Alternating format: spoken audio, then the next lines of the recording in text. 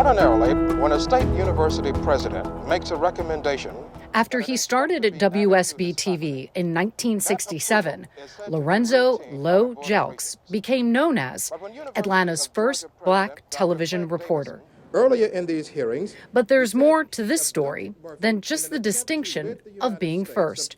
Lo Jelks had what all the other stations wanted: talent and quiet leadership. I think in particular for Atlanta, it made other stations open their eyes and say, hey, maybe we ought to be doing the same thing.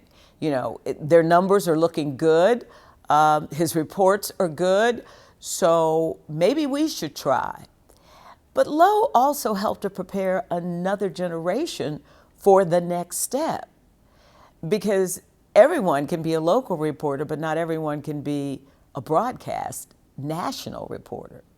So I think about how people driving through the city would see him and say, oh, I could do that. It's that old saying, if you can see it, you can be it. But you have to see people who look like you doing something that you're thinking about doing to let you know, I really can succeed. Yet even with his popularity, it took the station a while to show Jelks' face on screen. The mayor is out of town today. A 2009 documentary by the National Association for Black Journalists talks about the struggles faced by black broadcast reporters. As a colleague of Lo Jelks, WSB's John Pruitt says he remembers admiring his determination. I do recall his work ethic, and he worked awfully hard. He had to learn to shoot film. He had to learn to report. He had to learn to edit film. He had to do all of those things. And he set about the task of doing so and did so quite well. I was extremely proud of his abilities to do that. And I frankly feel privileged to have worked with him during that time. And he had a great impact on me. And I have nothing but respect for Lo Jelks. SCLC President Ralph Abernathy has indicated that his organization is keeping a close watch on the One well-preserved memory of Lo Jelks' early career is a 1969 interview with civil rights leader Ralph David Abernathy.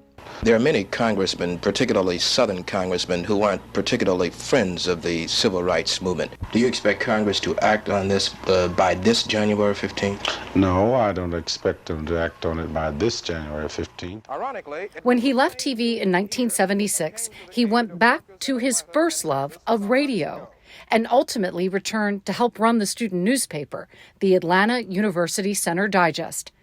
Lo Jelks graduated from Clark College, now Clark Atlanta University, in the early 1960s, but has carried with him a love of student journalism his entire life. And it was May of 1970, and it was talking about a white university possibly merging with a black university, both state universities. As you probably realize, they were segregated at the time. 2 years ago, on this college campus, a concentrated student campaign began to get a black college president. And he had the guts to go out and interview students on both sides, administrators on both sides, and then come back and put a perspective on what the issue really was. Now, that was a tough subject, if you can imagine, back in the 70s. So he was one of my inspirations to go into the education beat.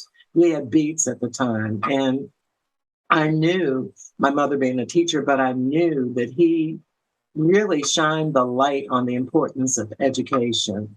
And I think in many ways changed the landscape of race relations in Atlanta, certainly in Georgia, by his reporting. The Atlanta Press Club is proud to induct Lorenzo Jelks into the Atlanta Press Club Hall of Fame.